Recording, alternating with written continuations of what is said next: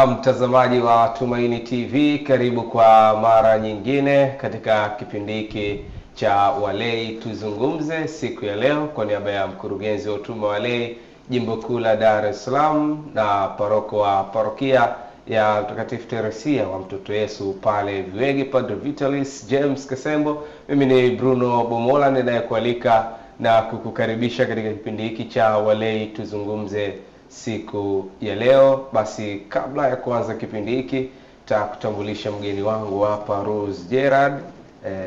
Na muda mrefu kidogo hajaonekana katika kipindi hiki. Basi tunaamini kuna mengi mazuri bado yapo tumekuandalia kwa ajili yako, lakini mada kuu bado tumesalia katika kanzi ya uongozi. Karibu sana Rose Gerard. Asante baba mwenye nyumba. Hivi tayari una nyumba? Ya kwako au familia? Ya kwangu. Sasa baba mwenye nyumba tu, baba mwenye geto. Kuna wengine mwenye gari, mwenye nini, mimi ya tu kwa leo. Baba anaheshimu baba mwenye nyumba. Umependeza na muonekano wako leo, kidogo umeibua maswali kwa watu. Uliza imekuaje tena, au mwenyekiti Yusufu Matata anataka kufanya jambo, maana umevaa nyeusi kutoka juu mpaka chini. Kwa kweli imetokea tu. Imetokea. Naam, sikuwa na dhamira yoyote au nia yoyote. Maana tukajua kwenye kanzi ya uongozi labda kuna ishara fulani, ukiona labda rangi fulani zimeendana pamoja, basi kuna majibu. Ukiona hivi yani niliona alikuwa aje mwingine afu ghafla akapata dharura. Kwa hiyo alivyosema na mimi nishafika nyumbani sana nafanya shughuli nyingine, inabidi ukimbie unatafuta ambayo haihitaji kupasiwa. Ndio sababu nikajikuta hivi. Basi karibu sana. Kabla kwanza kipindi hiki utufungulie kwa sala. Asante. Kwa jina la Baba na la Mwana na la Roho Mtakatifu. Amina. Baba yetu uliye mbinguni, jina lako litukuzwe, ufalme wako ufike, utakalo lifanyike duniani kama mbinguni. Utupe leo mkate wetu wa kila siku, utusamehe makosa yetu kama tunavyowasamehe na sisi waliotukosea, usitutie katika kishawishi, lakini utuokoe maovuni. Amina. Salamu Maria, umejaa neema, Bwana yu nawe, umebarikiwa kuliko wanawake wote, na Yesu mzao wa tumbo lako amebarikiwa. Maria mtakatifu, mama wa Mungu, utuombee sisi wakosefu, sasa na saa ya kufa kwetu. Amina. Atukuzwe Baba na Mwana na Roho Mtakatifu, kama mwanzo na sasa na siku zote na milele. Amina. Tuombe. Mungu Baba mwenyezi wa milele, sifa, heshima, utukufu ni kwako. Tunalisifu na kulimidi jina lako kuu, Mungu mwenye nguvu. Hakuna Mungu mwingine, ni wewe pekee. Hakuwahi kuweko, hayupo na hata kuwepo milele yote. Ni wewe Mungu mwenye nguvu, Baba, Bwana na Muumba wetu. Tunakushukuru kwa kutujalia neema tena ya kukutana katika kipindi hiki cha Walei Tuzungumze. Tunaendelea kushukuru kwa ajili ya Tumaini Media na watendaji wake wote na wale wote pia kwa namna moja au nyingine wanaisupport Tumaini Media kwa hali na mali. Na sasa Bwana, tunakuomba nguvu ya Roho wako Mtakatifu awe nasi. Tunakuomba umjalie mpendwa mtazamaji wetu yale ambayo tunashirikishana, tujalie neema ya kuyaelewa na tuyatende kwa ajili ya kutuweka karibu na wewe, ya kutusaidia kuwa viongozi bora zaidi, lakini zaidi sana kufanya mema na kuacha alama hapa duniani, ili siku moja tutakapomaliza safari, Mungu mwenye nguvu, tuwe hakika tumekutumikia kwa bidii, na zaidi tukikuomba utujalie kufikia uzima wa milele mbinguni. Tunaomba hayo kwa njia ya Kristo Bwana wetu. Amina. Bikira Maria, msaada wa daima, utuombee. Enyi malaika na watakatifu wote wa Mungu, mtuombee. Kwa jina la Baba na la Mwana na la Roho Mtakatifu. Amina. Tumsifu Yesu Kristo milele. Amina. Na mtazamaji wa kipindi hiki cha Walei Tuzungumze, tunakukaribisha tuweze kuungana pamoja. Ukiwa hapo nyumbani unafuatilia matangazo haya kwa uzuri kabisa kupitia kisimbuzi cha Azam TV channel namba 470, lakini unaweza ukaendelea kufurahia matangazo haya kwa uzuri mno popote pale ulipo kwa kupakua application ya Tumaini Media. Ukiwa na simu janja, simu yako ya mkononi, basi unaendelea kufurahia matangazo yetu kwa uzuri kabisa. Karibu sana Rose Gerard, utupitishe katika mada yetu siku ya leo. Asante. Mada ya kwanza, kwa niaba ya mkurugenzi utume wa walei Jimbo Kuu la Dar es Salaam Mheshimiwa Padre Vitalis James Kasembo, na kwa niaba ya utume wa walei kwa ujumla, tunaendelea na mada mama yetu, kanzi ya uongozi, na kwamba hapo tunachota utumishi wetu kutoka kwa Kristo mwenyewe. Tunafanya yale ambayo Kristo anataka yafanyike, na ndani yetu yuko Mungu Baba, Mwana na Roho Mtakatifu. Kwa hiyo kwa nguvu hiyo ya Utatu Mtakatifu, kwa mwanga huo wa Utatu Mtakatifu, na kwa nguvu ya ufahamu wa kimungu ambayo yeye ndiye aliyetujalia kwa nguvu ya Roho Mtakatifu, tunaweza kutenda mambo makuu, kwa kuwa nguvu tulionayo ndani yetu ni kuu. Kwa hiyo kila mmoja wetu aliyeumbwa kwa sura na mfano wa Mungu anapaswa daima kujiona yeye ni wa thamani sana na anaweza kutenda makuu sana, kwa kuwa nguvu inayotenda kazi ndani yetu ni nguvu ya kimungu, ni nguvu ile ya uumbaji, ni ile nguvu ambayo Kristo aliitumia kutoa mwili ndani ya tumbo la mama Bikira Maria. Ni ile nguvu iliyomfufua Kristo kutoka katika wafu. Ni nguvu kubwa sana. Kwa hiyo unapojiruhusu itumike ndani ya mwanadamu au ndani yako kiongozi kwa kiwango kikubwa, ndivyo utakuwa na matunda mengi. Kwa mfano ukiwa na sponge, afu kuna maji, maji tu bakuli zima, ambapo ukichovya ile sponge ina uwezo wa kuingia katika lile bakuli likazama. Kwa hiyo ukiliinua ile sponge limejaa maji, si ndio? Linafyonza maji, kwa hiyo litakuwa na maji mengi. Kwa hata nikiyakamua nakamua maji mengi. Lakini nachukulia ndo nguvu hiyo ya kimungu. Lakini wengi tunachovya kapande tu kidogo. Tunazunguka na vile vimaji bara vimeshaishia kwenye ile sponge imekauka. Mwingine anachovya kidogo sana au anaongeza ila anachelewa kwenda kuyafundisha, kuyatendea kazi, anatulia nayo tu. Akizunguka yameshakauka.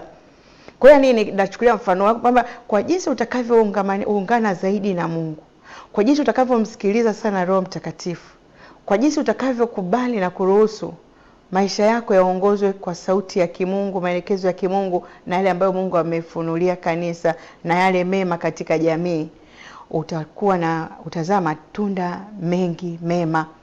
Kristo anatuambia huwezi kuzaa matunda yote tusipokuwa ndani yake, katika Injili ya Yohane sura ya 14, sura ya 15. 14 anasema mimi ndimi njia, kweli na uzima. 15 anasema mimi ni mzabibu wa kweli, na mtu yote hawezi kuzaa matunda asipokuwa ndani ya mimi. Kwa hiyo jinsi unavyokaa ndani yake, na tunaungana naye kwa neno lake, kwa maisha ya sala, kwa sakramenti, tunaungana naye kwa kusema hapana kwa dhambi na kuzitia amri zake na amri za kanisa, kwa kutenda matendo mema, matendo ya huruma, kutoa zaka kamili, matoleo yanayompendeza, kufanya kazi kwa bidii, kutunza mazingira. Yaani kuwajibika katika eneo lolote unalohitajika kuwajibika vema na katika utaua, basi unajikuta unaimarisha muungano na Mungu, na ndiko kuishi imani.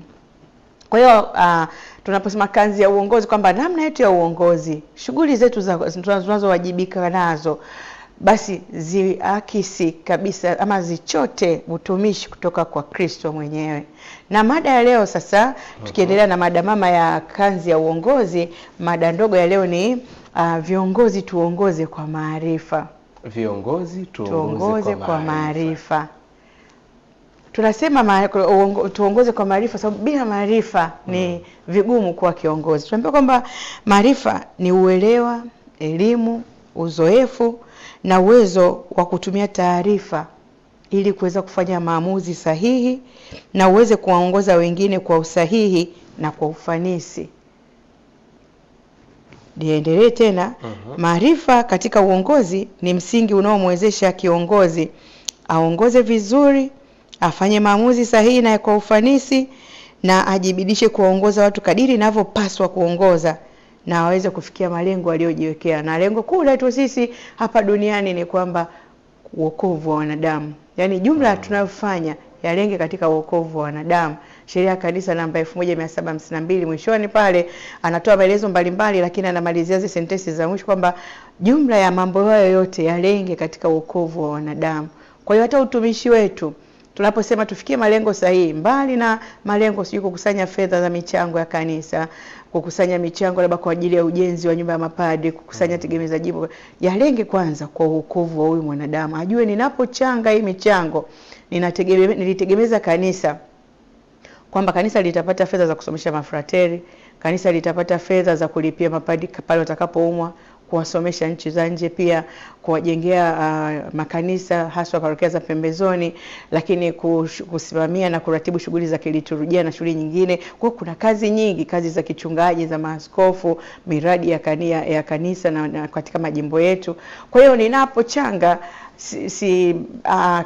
tunapochanga tegemeza jimbo, kwa mfano majimbo yote tunavochanga, inakwenda kufanya kazi fulani ya kikanisa, ya kimungu, kazi ya umisionari. Kwa hiyo ninapochanga sasa nawezesha wokovu wa wanadamu. Hawa mafrateri watakuja kwa mapadri, watahudumia watu matakatifu ya Mungu, watawafikisha watu mbinguni. Hawa mapadri labda wako wanaumwa, watauguzwa, watapona, watakuja kuendelea na kazi yao ya kuhudumia watu matakatifu. Watakwenda wapi? Watu wa Mungu waliohudumiwa mbinguni. Labda hizi sherehe za kijimbo ni labda ni maziko ya kiongozi wa kijimbo, ama labda ni upadrisho na mambo mengine kama hayo. Hakuna jambo unafanya lisilenge katika wokovu wa wanadamu kwa namna moja au nyingine. Kwa hiyo lazima tuwe na maarifa kwamba ninapofundisha au hata ninapomuelekeza mtu, lengo langu ninachomuelekeza huyo mtu akione kuwa kinamfikisha mbinguni na anawajibika kama mwanakanisa kukifanya, kwa sababu yeye ni mfuasi wa Kristo, ni kiungo ndani ya mwili wa Kristo.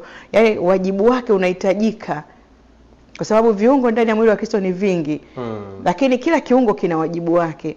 Mmoja asijione kwamba watachanga wengine mimi sitachanga, au leo mimi siendi kanisani utaenda wengine. Kila kiungo lazima kiwajibike pale inapopasa. Sasa hapo ndo tunatindikiwa hapa kwenye uelewa wa kumuelewesha mtu kwamba huu ni wajibu wako. Ndio. Kazi ya Mungu. Sasa ukikutana na mtu kama huyo ambaye hajapata hii elimu, ndo baadaye atakuja kulalamika michango mingi. Michango mingi. Tumaini Media wanaomba sana. Huyo hata parokia ataama. Kuna mtu mmoja nilikutana naye, nikamuuliza mbona siku hizi unasali huku? Nilikuwa nakutana naye Tabata. Ile parokia yetu si tunajenga michango mingi sana. Bora huku Tabata washamaliza ujenzi kwa michango. Kwa hiyo kumbe kuna wajibu wa viongozi hawa kuelewesha hawa watu wanaoongoza wajibu wao. Kwa hiyo akitoa ajue anamtolea Mungu. Anamtolea Mungu. Kwa mfano tukichukulia mfano wa mchango uliokuwa unachangwa kwa ajili ya kutegemeza Tumaini Media. Ndio. Mwingine anaweza akaona ile bahasha imegawiwa nyumbani kwake kama haimuhusu. Lakini uinjilishaji umefanyika kwa kiwango kikubwa sana kupitia Tumaini Media, kupitia Radio Tumaini, televisheni Tumaini, gazeti Tumaini na katika mitandao ya kijamii. Kwa mfano mwezi uliopita tulikuwa na mafungo ya WAWATA, hija ya WAWATA kanda ya Mashariki. Ndio. Kuna dada mmoja alinieleza vitu nilivyofundisha miaka kama 2-3 iliyopita, mpaka nikawa nashangaa, mimi nishasahau kidogo. Lakini yeye anavyo na ameviandika. Dada mmoja nafikiri ni katibu wa WAWATA jimbo la Ifakara, akaniambia Darozi, nilikuwa nakuona kwenye TV leo, nimekuona live, tulikuwa wote Loyola. Alinishirikisha mpaka nikasema Mungu Mwenyezi wa milele. Hebu ona sasa, yule aliyechangia tukaweza kupata vifaa hivi vya kurushia matangazo, tukaweza kupata leseni ya kurushia matangazo, wafanyakazi, huu mwanga tunauona lazima tulipie umeme kabisa, humu ndani lazima tunahitaji maji, hili jengo linahitaji renovation, ukarabati wa mara kwa mara, achilia mbali gharama nyingine nyingi za uendeshaji, kwa sababu huwezi kusema tu si mnunue tu kamera zinatosha, hazitoshi. Mnapoenda kwenye matukio ya kijimbo lazima magari yawepo. Mkifika kule lazima kuwa na mashine kubwa za studio, movable studio na mambo kama hayo. Haya yote yanawezesha uinjilishaji. Kwa hiyo huyu dada akanitafakarisha kwamba Dayasinta akanitafakarisha kwamba kama yeye aliyeko Ifakara ameweza kufurahia namna hii utume huu wa Tumaini Media, ni watu wangapi wamejifunza? Ni wengi. Na alikuwa anaongelea tu kwa sehemu ya kipindi cha walei, lakini aliongelea vipindi vingi vinavyorushwa na TV Tumaini. Kwa hiyo tunatakiwa kuimarisha zaidi kuwezesha Tumaini Media ili pia iweze ikaenda Radio Tumaini iende mikoa mbalimbali, majimbo mbalimbali, lakini pia kuwezesha watu kurusha vipindi. Kuna mwingine anarusha kipindi vizuri lakini nauli hana. Tumaini Media inatamani aje, akikwambia mimi nauli sina, mwenyewe unajua. Kuna watu kabisa lazima kuwawezesha. Kwa uwezi hakuna injili ya bei rahisi. Injili lazima igharamiwe. Kristo ameigharamia injili kwa thamani ya damu yake. Yaani uokovu wa mwanadamu, habari njema ndio injili, habari njema ya uokovu, habari njema ya ukombozi wa wanadamu. Hii kazi ya kumkomboa mwanadamu inagharimu fedha, inagharimu muda, inagharimu lazima upate maarifa na kadhalika. Kwa hiyo tunaposema leo tuelekeze na tufundishe kwa maarifa, kama hujajifunza hata kidogo habari za mawasiliano, hujajifunza hata namna yani vitu gani vinahitajika ili nifungue labda studio, ukaona vile vitu vinavyohitajika vilivyo vingi na gharama yake ilivyo kubwa, ili hata unapoasistizia watu jambo wala unauelewa kidogo, kuliko tu kusema baba askofu amesema tuitegemeze Tumaini Media. Kwa hiyo tusipotegemeza Tumaini Media, amesema atatutembelea parokia na atatupa warning. Hatutaki kwanza kufika huko. Mueleweshe, aelewe inatakiwa kufanya nini na nini. Mpe picha ya Tumaini Media ambavyo inafanya kazi na vitu vinavyohitajika. Kwa hiyo kama tutakuwa na maarifa ya mambo mbalimbali STK, ya kwamba kuna sheria, kanuni na taratibu. Kwa hiyo wakati tunafundisha lazima kwanza tujue taratibu, sheria, taratibu na sheria, kanuni na sheria, taratibu na kanuni zinatuelekeza kufanya kitu gani. Mfano nichukulie chama mimi cha Mtakatifu Yusufu Arimathea. Kinatutaka nini? Kinatutaka tuige fadhila za Mtakatifu Yusufu Arimathea. Alikuwaje? Tunaziiga? Kwanza kabisa alikuwa mcha Mungu. Mfuasi wa siri wa Kristo. Baadaye pale Kalvari akawa mfuasi wa wazi. Na ninataka kuamini alipata changamoto sana, maana yeye ndo alitoa kaburi, yeye ndo aliomba mwili wa Kristo, akashirikiana na Nikodemu. Wao ndo walioushusha mwili ule uliosulubiwa, ukavuliwa nguo, ukadhihakiwa. Maaskari waliupandisha kwa dhihaka na aibu, wao waliushusha kwa heshima. Maaskari walimvua nguo kumwaibisha, hao walimfunika kwa sanda safi, kitani safi, walimpaka marhamu ya thamani, na baadaye wakauhifadhi katika kaburi lilokuwa jirani na bustani iliyokuwa jirani na Kalvari, ambayo alikuwa ameitengeneza mwenyewe Yusufu Arimathea. Lakini katika masimulizi ya mama kanisa, kama ambavyo unajua kanisa Katoliki lina Biblia, yani vyanzo vya information wanavyo tangu miaka hiyo kabla hata 2000 yapo. Kwa hiyo wanasema alikuwa ni mfanyabiashara mkubwa kwenye masuala, anasimamia madini, alikuwa na mashamba makubwa, alikuwa mtu maarufu, msomi, alikuwa kwenye baraza tuseme kama baraza la nini, kama mahakama alikuwepo, ndio maana kukubaliana na hukumu ya kumhukumu Kristo asiye na kosa. Kwa hiyo unaweza lakini alikuwa mcha Mungu, alikuwa tajiri, alikuwa anapigania uhai, ndio maana alimpambania sana Kristo, lakini alikuwa tayari kusafa, kwamba wakati anauomba ule mwili baadaye Bruno katika hali ya kawaida kabisa, mimi nimekuja nimeomba mwili wa ndugu yako, siku 3 ule mwili hauko kaburini, nani wa kwanza kufuata? Wewe ambaye ulichukua mwili wa ndugu. Kwa hata bila maulizo yote tunaamini kabisa yule atakuwa alipata cha moto. Kwamba umempeleka wapi? Ulituambia unamuona Kwa lazima alikuwa alipata shida. Lakini nataka kusemaje? Sasa tunaposema kwamba lazima tujue maarifa ya huyu, alafu tuyaingize sasa katika utekelezaji. Sasa uweze tukamwambia jamani njooni sisi na Mtakatifu Yusufu Arimathea. Kama kazi kubwa alidili na wagonjwa, alidili na ambao ni wa miili ya marehemu alihifadhi vizuri, na ni mtakatifu ambaye anasimamia shughuli za mazishi, na anasifika pia katika ni mtakatifu ambaye tunamuombea maana ameshughulika na marehemu pamoja, lakini na matendo ya huruma na kila kitu. Sasa tunaposema tunaiga fadhila zake, namna gani niweze kumsaidia roho ya marehemu itoke toharani? Lazima nirudi kwenye kujifunza maarifa. Kanisa Katoliki linaelekezaje kwamba ninapotaka kuomba toba kwa ajili ya roho ya marehemu toharani, ni lazima nisimame katika ile hali inayonitaka mimi niombe toba ili nipate rehema. Uwezi ukawa una dhambi ila ukaomba tu toba kwa ajili ya watu wengine, Toa kwanza boriti katika jicho lako ndipo uone kibanzi kwenye jicho la.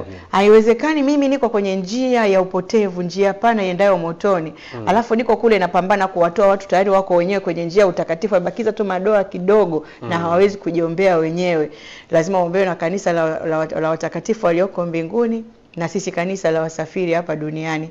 Sasa lazima nitoke kwenye uovu, nitoke kwenye mdomo wa mamba, niwe huru. Ndio niombe sala ile ya kuomba rehema kwa ajili yangu na rehema kwa ajili ya roho za marehemu walioko toharani. Ya kwanza kabisa lazima niepuke sana dhambi, na kama hata nina madoa ya dhambi kidogo nihakikishe ninaungama. Hivyo tutakaposema kwamba kazi yetu ni kuombea roho za marehemu toharani, na tunajua kwamba principle moja hapo ya mama kanisa ni lazima kujuta dhambi, kuziungama kwa kufanya malipizi. Kama utakuwa umeshaondolewa pia wewe umeondolewa, lakini tuna adhabu za dhambi hata kama zimeshaondolewa. Sasa je, kama wewe unaishi maisha ya uzinzi, haujaoa, lakini mnaishi maisha ya mke na mume, yani mmevuta njoo tuishi. Kwa sasa hiyo sasa hautaungama, hautapokea, si ndio? Hautoshiriki uongozi, kwa sababu kiongozi ni mtu anayewapeleka watu kwa Mungu, kwa yeye akiwa nuru na mfano. Sasa ukiingia kwenye hiki chama unasema naombea roho za marehemu walioko toharani, tukikuita wewe ni mfu, utakataa? Hauwezi kukataa. Kwa nini? Tunafundishwa kwamba waacheni wafu wazike wafu. Anayetenda dhambi tayari ni mfu, anayetenda dhambi tayari ni wa ibilisi. Waraka wa kwanza wa mtumishi wa Mungu Yohane sura ya 3 kija aya ya 7 kuendelea hadi ya 12 anasema kwamba Kaini alikuwa wa yule muovu kwa kuwa alitenda uovu. Sasa wakati tunamuomba Mwenyezi kwamba tunaombea roho hizi za marehemu walioko toharani, anakuambia wewe jiombee kwanza mwenyewe. Hebu toka huko uliko. Ili uombe vizuri sala, si ndio? Uombe vizuri. Na hata kama tutasali na kuimba, tumwimbie Bwana kweli katika roho na kweli. Ndio maana utakuja kuona kwamba lazima tuwe na maarifa kwamba ili jambo huwa linapaswa lifanyikeje. Vinginevyo tunaweza tukajikuta utumishi wetu katika sehemu mbalimbali tunafanya kama kasuku ili mradi mambo yaende. Tunavaa sare hao watu wanaelewana waelewani, kuna tumegombana. Sisi ni viongozi, kabla hatujawaongoza wenzetu na kuwapatanisha, je, sisi kama tendaji tunaelewana? Tumepatana? Tunaelewa madhara ya kuto kupatana? Kwa lazima tupate maarifa ya madhara ya ugomvi, ya magomvi, madhara ya uhasama, lakini na neema tunazopata kwa kusameheana, kwa kuchukuliana madhaifu. Lazima upate maarifa kwa kusoma. Sasa Biblia inatufundisha nini kwa habari ya dhambi? Bwana anatuambia kwamba uwe na hasira lakini usitende dhambi. Jua lisichwe kabla hasira yako haijatoka. Lakini mimi najikuta nina hasira miaka miwili. Wewe ni makamu, mimi ni mwenyekiti. Hatuongei. Tunaendeshaje watu? Tumeanza kuwa vichaa. Afu tunaongoza wenye akili, unajua. Sasa huu kichaa wetu tutapata watakaotufuata, tutakuwa vichaa na kundi lako na mimi kichaa na kundi langu. Mtu sasa unasema maneno mabaya, lakini ni maneno sahihi. Kwa sababu Kristo hajaagiza utumishi wa aina hii, huu umeagizwa na shetani kwamba gombaneni ndio mwisho. Kristo anasema nawaombea wawe na umoja kama sisi tulivyo na umoja. Anamuomba sana Mwenyezi. Kwa hiyo nini maarifa tunafanyaje? Tunaweka tofauti zetu kando. Tunashikamana. Tunaanza kujiongoza wenyewe na kuongoza kundi tulilopewa kwa mfano wa umoja wetu sisi na mshikamano wetu sisi Bruno. Kwa hiyo tunaposema kwamba viongozi kiongozi uwe na maarifa ya uongozi, kwanza kabisa muungano wako na Mungu. Yaani maarifa, huwezi kupata maarifa kama una hekima ya kimungu. Tumesema maarifa ni uelewa, elimu, uzoefu, uwezo. Uwezo tunaoongelea zaidi hapa pamoja na kusoma mambo mengi ya duniani na mambo mengi yanayotuelekeza mama kanisa, lakini uwezo wa kiungu ulioko ndani yetu ambao lazima uwe na utulivu sana ili uweze kusikia unapokuelekeza. Vinginevyo utaelekea utakwenda kwa akili za juu za kwako mwenyewe ama za mwanadamu na shetani. Lakini za kimungu lazima zina masharti yake. Ondokana na hasira, ondokana na visasi na vinyongo, ondoka kwenye dhambi, ondoka kwenye uvivu, uzembe, kila kitu anasema, kwa sababu Roho Mtakatifu ni roho mtendaji, ni roho anayemimina pendo lake ndani ya mioyo yetu. Kwa hiyo ninapokuwa nina chuki ndani ya mioyo yetu, sio Roho Mtakatifu tena, nimeshamzima hapo. Na nitakapoongea Bruno hafai, Bruno ni mpuzi kabisa, mimi hata sijui nini, yani hata sijui nini, yani yule alitakiwa kuwa mwanamke, sio mwanaume kabisa, lazima nijue, napaswa niwe na maarifa ya kuthamini wanaume alioweka Mungu kwa Bruno. Kama ana kajambo kadogo nikarekebishe, kuliko kile kajambo kadogo kamfunike kabisa aonekane hafai na kugeneralize. Yule ovyo kabisa. Sio ovyo. Amezaliwa, amekuwa, mama kanisa kampokea kwenye kanisa, Mungu kampa karama. Kila mmoja ana karama aliyopewa na Mungu. Ana kipawa. Na uzuri tunakumbusha tumeumbwa kwa sura na mfano wa Mungu. Na mfano. Kwa hiyo ukiwa na maarifa hayo ya kuelewa imani yako, kuelewa uhusiano wa mwanadamu na Mungu, lakini kuelewa kwamba kazi kubwa yetu sisi viongozi ni kupeleka watu kwa Mungu, haya matofauti na mambo mbalimbali mabaya hayawezi kupata nafasi. Mara nyingi huwa tunaisisitiza sana na tunaikemea. Unakuta kwamba watu wamemaliza labda uongozi term moja ya miaka mitatu. Mwenzake labda yeye kamaliza term 2, alifanikiwa kuingia tena ukikutana nao katika story unamwambia hivi umemaliza? Sasa mimi nimebakiza mitatu. Nisikilize sana hiyo. Mimi nimebakiza mitatu. Wewe unakwambia mimi nimebakiza 6. Mentality ambayo imepandikizwa ambayo ni mbaya. Na ni mbaya. Umesema vizuri kabisa. Ni lazima, kumbe si lazima. Ukimaliza ni vema na haki. Na usipomaliza ni taratibu za kanisa. Uongozi ni miaka mitatu. Katika ngazi. Yaani kama tumekuwa ni kamati tendaji halmashauri ya rei ngazi ya jimbo. Ukaingia kwa nafasi ya katibu msaidizi hata miezi mitatu tunahesabu term moja imepita. Labda mkafanya tena uchaguzi ukawa katibu. Miaka yako mingine mitatu tunahesabu vipindi viwili. Labda ukawa mwenyekiti. Miaka mitatu, vipindi vitatu, miaka 9. Hata kama hii ya kwanza ulikaa nusu labda nusu ya ile term. Unakuwa umemaliza. Lakini unaweza ukaingia ukafanya utume miaka mitatu, tukaingia kwenye uchaguzi, ukawa na kitu kinaitwa haki ya kuchagua na kuchaguliwa. Kusema haki ya kuchagua na kuchaguliwa maana una haki ya kuwa mjumbe wa ule mkutano wa uchaguzi. Sio kwamba una haki ukiingia kule tukuchague. Sasa wengi wana hiyo mentality kwamba akiambiwa anasema nina haki ya kuchaguliwa, maana yake ninapaswa nichaguliwe. Kwa sababu sisi sijamaliza, tunaibeba hiyo sijamaliza. Tunaikemea kweli na imetuletea fujo kwenye chaguzi zilizopita. Mtu anakupigia simu akwambia Darozi mimi sijaelewa kwa nini sijachaguliwa na wakati sijamaliza miaka yangu 9. Miaka yako 9. Yako ni ya kuishi hapa duniani. Ile ya mama kanisa inategemea unapewa muda gani na Mungu mwenyewe. Kwa hiyo tunasema kwamba wakati huu viongozi wanaendelea na utumishi, wajue walioingia mwaka jana kwenye jumuiya ndogo ndogo wameshamaliza mwaka. Tubakiza miaka 2. Je, umetumika vizuri? Katiba ya halmashauri umepata maarifa kutoka kwenye katiba ile? Kama ni vyama vya kitume umesoma katiba ya vyama vya kitume, umesoma kitabu cha hati za mtaguso mkuu wa pili wa Vatikani, umesoma vitabu mbalimbali na nyaraka mbalimbali, umemsikiliza Roho Mtakatifu anataka nini kwenye nafasi aliyokuitia. Kwa hiyo ili kupata maarifa ni lazima kwanza kujua principle hizo, sheria, kanuni na taratibu, kwamba uongozi ni miaka mitatu. Kwa pale tutakapomsikia na mwingine anasema huyu bado 6, yani tunatamani uwe mfano kwa wengine. Yani mfano utakuwa mzuri, utakuwa mbaya. Unapandikiza mbegu mbaya kwa wengine. Kwa sababu utakapopiga simu sema hujanichagua na kati ilikuwa bado miaka 6. Yaani ulikuwa una haki ya kuingia kwenye ule mkutano wa uchaguzi kama wajumbe wengine. Kwa hiyo haki yako ni kama haki ya wale wengine wote. Kwa hiyo ndo tunataka 5. Kwa hiyo unaweza usichaguliwe wewe. Sasa mbaya sana wanasema paroko angekuwa ananipenda angehakikisha anachaguliwa. Mbona ameniondoa kwenye uongozi? Kwani yeye angesema nichaguliwe mimi? Michango yangu mnaitaka lakini uongozi mmeniotoa. Wewe mbona unajijengea sasa ngome kwenye uongozi? Unatumikia kidogo, mwingine naye anakuja anatumikia, si ndio karama zenyewe. Inawezekana karama yako ilihitajika pale tu kwa ile miezi mitatu, kuna miaka mitatu, kuna kitu kilikuwa kinahitajika tu ukifanyie kazi basi. Anatakiwa je mwingine aendeleze pale. Lakini sasa imekuwa ni changamoto. Kuna hiyo, lakini kuna ile ya kusema wamemchagua nani Bomola. Yule ni hovyo, hawezi kitu. Neno hili Musa. Tena tunalikemea kweli. Ameshachaguliwa. Bruno wewe umechaguliwa na Mwenyezi Mungu. Kama umechaguliwa au tuseme kwa yangu mimi Almatea. Mimi ni mama peke yangu, wale wengine wote ni mababa. Sasa hivi kweli itokee niseme kwamba sitaki kufanya kazi na katibu.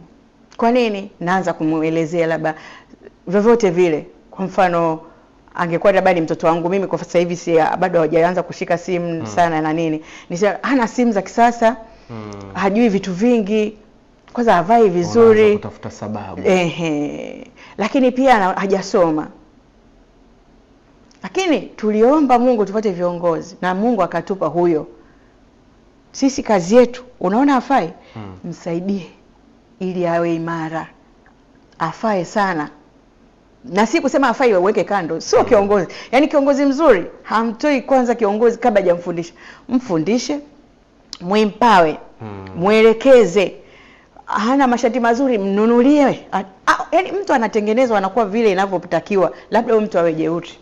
Rose Gerald, tutarudi na kusoma neno. Watu wangu wanaangamia kwa kukosa maarifa, na tupo kwenye hili la maarifa kwa viongozi. Tunakwenda mapumziko mafupi, tukirejea tutaendelea, lakini kuna nambari zinapita hapo chini ya runinga yako. Kama una swali, maoni ama ushauri, unaweza kauliza hapo, tutakuja kupitia ujumbe wako.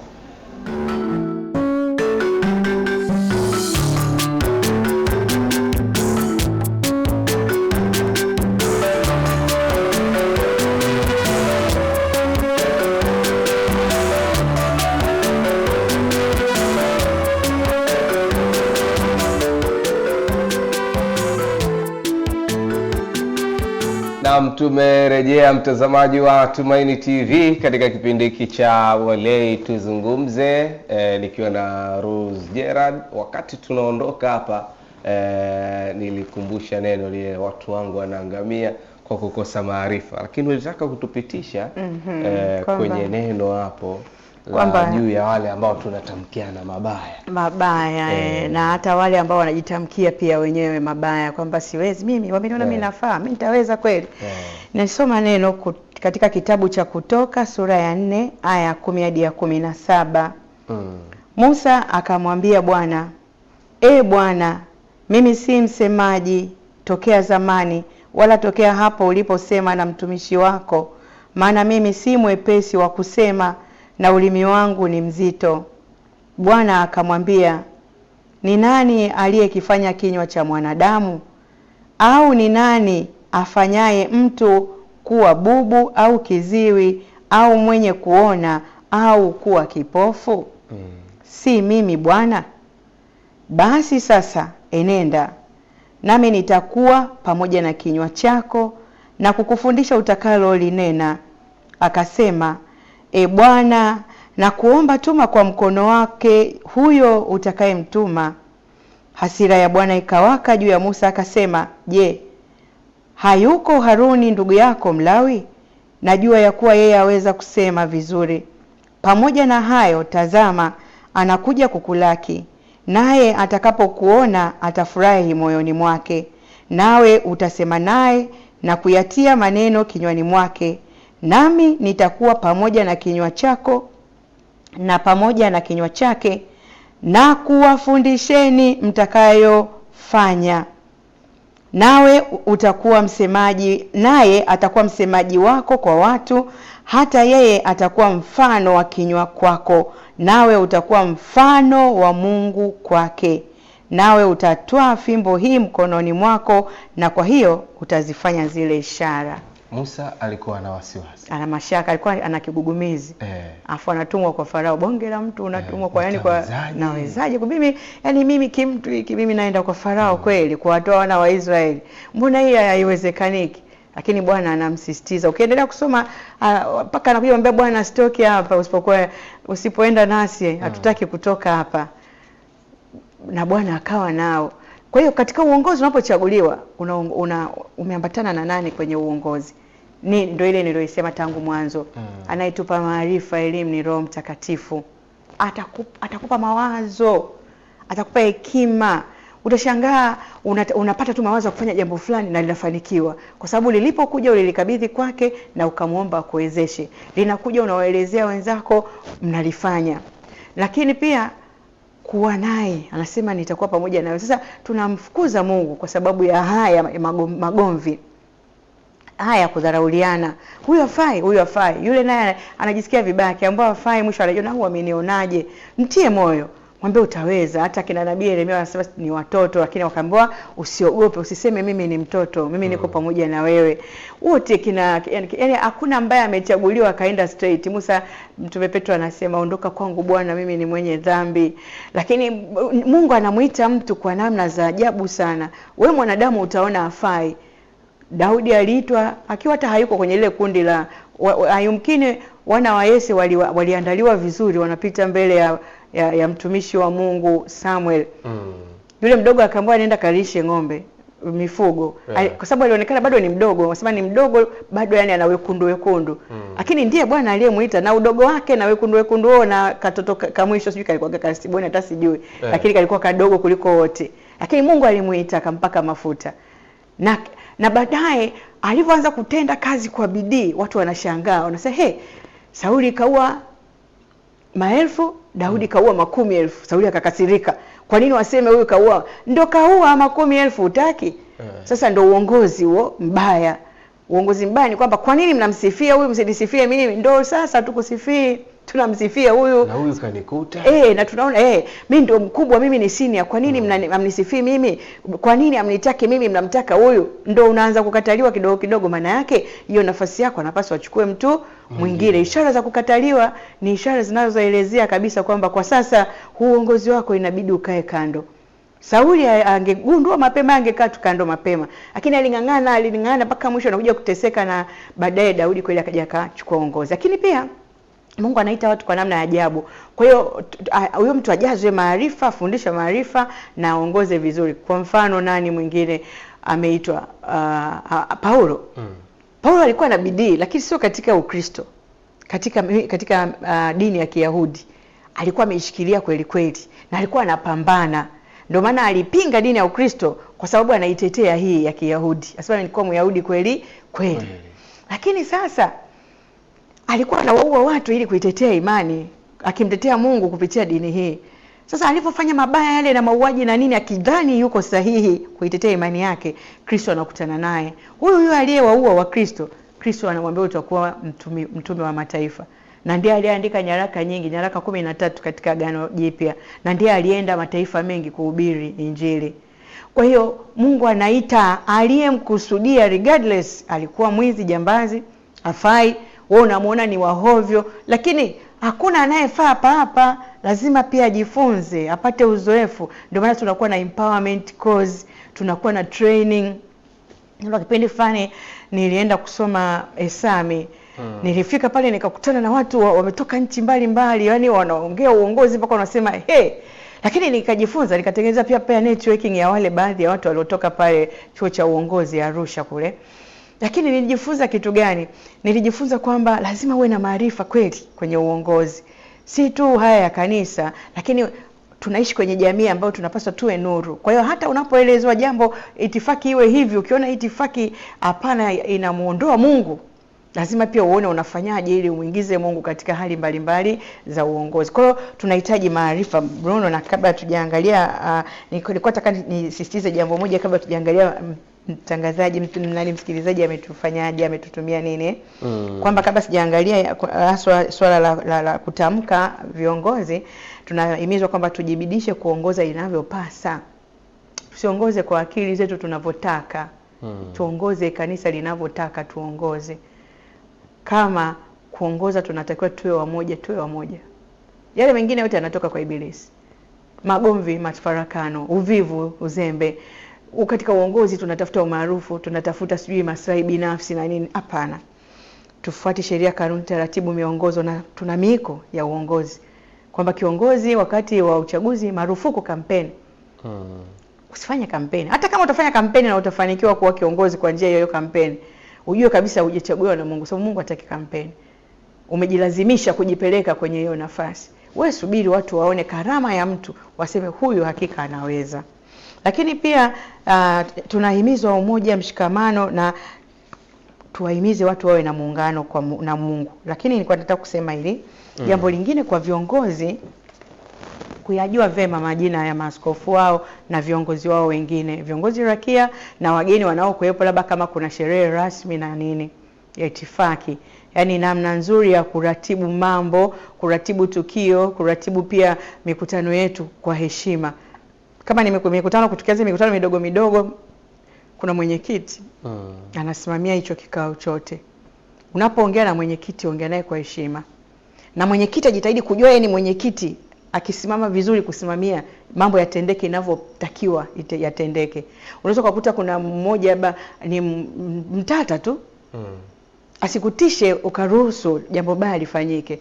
Au bwana kama anataka hivyo mbele tunajua ili tume unaenda kuanguka. Usisubiri uanguke. Hapa wekeni sawa. Lakini pia kuna mipaka ya mwenyekiti, makamu na kadhalika. Lakini kuna wakati mwingine wenye viti wengine akishakuwa mwenyekiti akwambia mimi ndo mwenyekiti, anataka niafanye kila kitu yeye, na kama hayupo kila kitu kinalala. Jamani njooni tufanye kikao. Usubiri nije nasafiri. Naenda kwanza Ethiopia, nina kikao huko miezi 3, nikirudi ndo tutaendelea. Basi msimkaimishe makamu. Una uoga gani? Makamu mimi naondoka nje ya nchi. Hebu kaimu mpaka nije. Siku simu tutawasiliana. Kwa hiyo kuna hiyo ya kutoku yani yani kama wanaogopa kwamba huyu makamu nafasi kama atachukua nafasi au ataonekana zaidi kwamba anaweza kuliko mimi. Sasa ili niwadidimize, nitaongoza mimi tu. Hapana, sio uongozi huo. Umeona tulivyosoma hapo Musa anashirikiana na Harun na wala hakuogopa, lakini walimfuata Mungu na walimsikiliza Mungu. Nataka kusema jambo moja hapa. Tunawahimiza pia viongozi wetu wapendwa, wageni wanapofika, labda viongozi rakia, elewa vizuri namna ya kutamka majina yao. Kwa mfano, sehemu ambayo yuko rais wa baraza la maaskofu, unataka sasa itifaki ati utaje labda mmoja wawili. Yaani kama una notebook mapema sana jua itifaki ya pale. Yaani nani ana wa kwanza pale top, anafuata nani, anafuata nani mpaka chini sana. Ukiona huko una uhakika nako, anza hata wawili wa mwanzo, afusema itifaki imezingatiwa.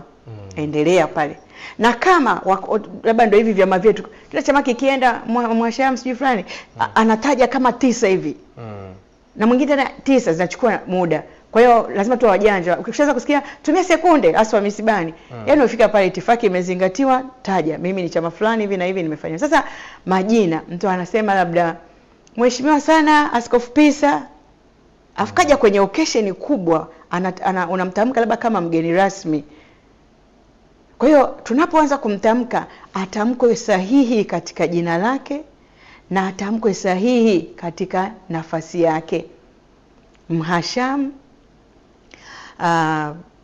Wolfgang Pisa, OFM Cup, rais wa Baraza la Maaskofu Katoliki Tanzania na askofu wa Jimbo Katoliki Lindi. Huyo ndo yeye. Ana mengine mengi, lakini walau tunaenda na hizo mbili. Bone Mhasham atuweke askofu hapo. Kwa sababu tunamtaja ili tuseme nafasi yake ni nani. Kwa hiyo tunamtaja Mhasham. Mhasham Wolfgang Pisa. Au Wolfgang John Pisa. OFM Cup. Askofu au rais wa Baraza la Maaskofu Katoliki Tanzania na askofu wa Jimbo la Lindi. Labda yuko na baba Ruwa'ichi. Mhasham sana Jude Tadeus Ruwa'ichi, OFM Cup. Askofu mkuu wa Jimbo Kuu la Dar es Salaam. Labda yuko na chancellor. Sasa hivi askofu mteule. Mheshimiwa Vincent Mpwaji, chancellor wa Jimbo Kuu la Dar es Salaam. Sasa hivi sio anaitwa chancellor na askofu mteule, sijajua, nitafuatilia. Sasa tutapeleka mteule. Chancellor kaacha, tutafuatilia hiyo. Umeona sasa tamka jina lake na nafasi yake. Twende kwa paroko. Tuseme paroko wa Viwege. Tunataka kumtamkaje? Paroko wa Viwege. Na ana cheo kingine cha mkurugenzi wa lei. Mheshimiwa Padi Vitalis James Kasembo, mkurugenzi utume wa walei, na sio mkurugenzi wa halmashauri ya walei. Yule ni idara yote ya walei. Vyama vya kitume viko humo hivyo. Kwa hiyo mkurugenzi utume wa walei jimbo kuu la Dar es Salaam na paroko wa parokia Mtakatifu Teresia mtoto Yesu Viwege. Mheshimiwa Bruno Bomora mtangazaji wetu na mrushaji matangazo wetu wa leo. Sasa kwa hiyo yani itifaki inahitaji jina lake ulielewe vizuri na ulitamke kwa usahihi. Halafu na nafasi yake au cheo chake. Sasa mwingine anasimama tu pale anasema ana mic hapo. Nikianza na Baba Ruwaichi pale namuona mmoja yani kama bahati. Askofu mcha Mungu. Kumbe na rais wa baraza la maaskofu yupo. Hatutamki kama tuko vikoba. Kwa hiyo kabla hujapanda pale ulijua kabisa baadaye nitapanda kuongea. Ulipaswa ujifunze mapema sana ni nani leo wako kwenye hii occasion na wanatamkwaje majina yao na nafasi zao vyao vinatamkwaje. Basi unatamka hata vile viwili vitatu vya mwanzo, hivyo vingine itifaki imezingatiwa kama unaona utaharibu, si ndio Kama kuna mwenyekiti wa halmashauri ya walei basi Mheshimiwa John Ndazi, mwenyekiti wa halmashauri ya walei jimbo kuu la Dar es Salaam. Mheshimiwa Rose Gerard, mwenyekiti wa chama cha Mtakatifu Yusufu Almataya jimbo kuu la. Sasa ile ya parokia za pembezoni si sana. Tutazame wale ambao wametuandikia rafa zao humu ndani. Huyu anaitwa Theodora Nestori yatokea jimbo la Mafinga, asema asanteni kwa kipindi kizuri, Mungu awabariki. Asante sana. Tumsifu Yesu Kristo milele amina. Anaitwa Gladness Peter Conrad kutoka parokia Mtakatifu Yuda Tadei jimbo la Same. Naomba kujua je, walei ni akina nani? Yeye nataka kufahamu. Wanasema tuelimisha vizuri, asante. Asante pia Bariki Cheni kutokea jimbo Katoliki la Njombe parokia ya Matembwe. Hongereni kwa kipindi kizuri. Nihitimishe na ujumbe wake huyu. Anaitwa Leontinius Matias kutokea jimbo kuu la Mwanza. Nauliza kiongozi wa parokia anachaguliwa kwa miaka mingapi? Swali lake ameuliza namna hiyo. Asante. Jimbo la Same, mlei ni nani? Kwanza kabisa mlei ni muamini mbatizwa ambaye si padri wala mtawa wa kike wala wa kiume. Kwa lugha maelezo mafupi sana. Yaani ambaye si padri, sio brother wala sister, huyo ni muamini mlei. Hivyo tunasema tumefundishwa na katika konstitusi ya kidogma juu ya fumbo la kanisa amefundisha sana kuhusu walei. Anasema walei katika kanisa ni waamini wabatizwa walioimarishwa kwa sakramenti ya kipaimara ambao hawana daraja takatifu hiyo ya ukasisi wala sio walioweka nadhiri za utawa wa kike na wa kiume, bali nao ni sehemu muhimu, ni kundi ndani ya kanisa. Kwa hiyo kanisa linaundwa na makundi, tunaweza kusema mawili au matatu. Sheria kanisa inasema mawili, kwamba kundi la kwanza ni hawa makasisi ambao hawa makasisi hierarkia wapakwa mafuta ni Baba Mtakatifu katika urika wake na maaskofu, mapadri na mashemasi. Hao ndio wapakwa mafuta, hao ndio makasisi. Mashemasi kwenda huko juu. Kwa hiyo ukisema nawaombea hierarkia au nawaombea viongozi, au ndio viongozi wa kanisa. Sisi ni viongozi wa halmashauri za walei. Lakini kundi la pili kulingana na sheria ya kanisa, hawa wengine wote watawa wa kike na wa kiume wanakuwa katika kundi la walei ambao hawana daraja takatifu. Ndio wasema walei ni waamini ambao ndani ya kanisa hawana daraja takatifu. Na sio kwamba wametengwa, hakuna mtu amezuiwa kuwa padri au sista, si ndio? Wewe tu umeitiwa wito gani unakwenda. Lakini sasa katika hawa walei kuna kundi hili la waliojiwekwa walio na nadhiri, wako watawa wa kike na wa kiume, mabrother, tunaongelea mabrother na masista. Kwa hiyo waamini walei ndio hao wengi wanaunda familia. Yaani familia zinaundwa na walei, haziundwi na mapadi wala masista. Familia hizi za baba na mama na Mungu akiwajalia watoto. Maana familia ni ya baba na mama na kama watajaliwa watoto. Sasa muamini mlei ni muamini ambaye amebatizwa ndani ya kanisa, ni Mkristo Mkatoliki, lakini si wa daraja takatifu wala sio katika hiyo maisha hayo ya nadhiri. Wajibu wake nini? Ndio kama hivyo muamini ni muamini. Yaani kanisa ndani ya kanisa tunayo makundi, tumesema mawili au tunasema matatu. la wapakwa mafuta. Wao kazi yao ni kulihudumia kanisa na kuhudumia matakatifu ya Mungu katika kanisa, na wanahudumia kwa kuwekwa wafu kwa daraja ya takatifu, na daraja ziko 3.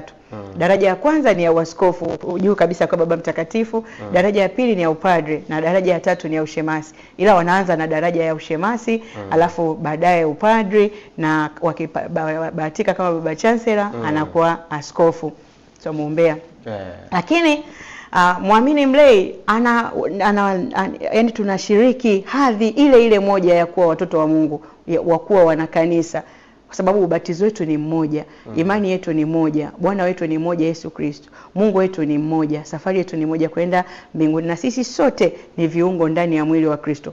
Yaani waamini walei na ile kundi la makasisi na hao wenye maisha ya wafu, watawa kike na wa kiume, sote kila mmoja ni kiungo ndani ya mwili wa Kristo. Kila mmoja anatenda kazi ili ujumbe wa wokovu wa kimungu wafikie watu wote, na hawa wenye daraja wanatuhudumia ili tuweze kuingia katika Ukristo kwa sakramenti ya ubatizo, tuweze kuimarishwa na sakramenti hizo nyingine na kuendelea kufundishwa na kulishwa, na mwisho wa siku basi tukifa, mama kanisa anaziombea roho zetu ziende mbinguni, na miili hii iliyokuwa hekalu la Roho Mtakatifu inahifadhiwa kwa heshima katika ardhi. Huyo ndo ni muumini mlei. Kwa hiyo unaingiaje? Kwa sakramenti ya ubatizo. Wote tunaingia kwenye Ukristo kwa sakramenti ya ubatizo na tunaimarishwa. Kwa hiyo sisi walei hatuingie kwenye daraja takatifu.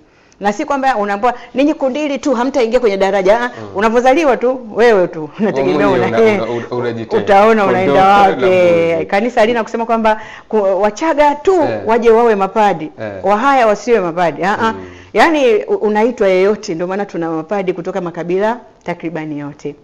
Swali la pili, na muda umetukimbia kwa dakika moja. Huyu swali lake la uongozi.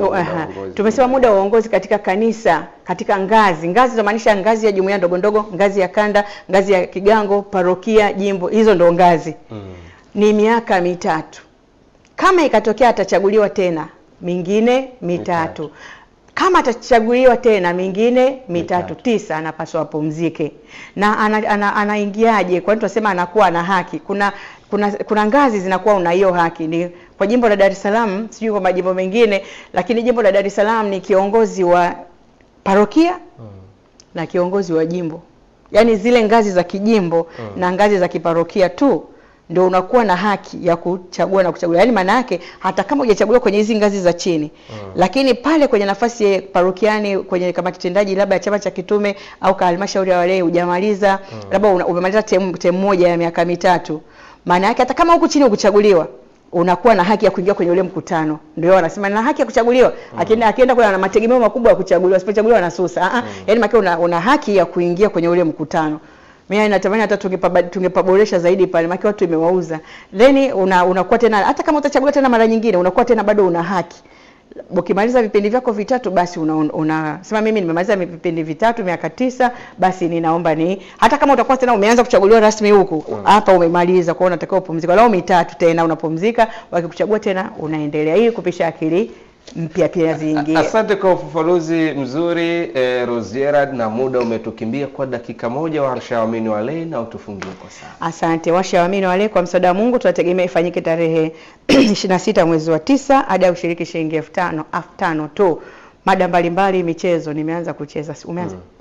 Basi yapendeza, tuombe Mungu atusaidie. Nimepata usajili kwenye ile timu mpya San Joseph ile. Hongera sana. Basi katika haya yote tunamshukuru Mungu, hakuna mengine zaidi pia kuomba kwenye majimbo yote tufanye kazi, na Mungu atubariki. Atukuzwe Baba na Mwana na Roho Mtakatifu, kama mwanzo na sasa na siku zote na milele. Amen. Mungu wetu tunakushukuru kwa yote, tunaomba uzidi kuwa nasi na kila mmoja wetu. Tunaomba hayo kwa njia ya Kristo Bwana wetu. Amen. Kwa jina la Baba na la Mwana na la Roho Mtakatifu. Amen. Tumsifu Yesu Kristo. Milele amina. Na mtazamaji wa Tumaini TV, ndivyo ambavyo tunahitimisha kipindi hiki cha Walei Tuzungumze siku ya leo. Kwenye warsha utacheza netball, utavuta kamba, utakimbia ama mpira wa miguu?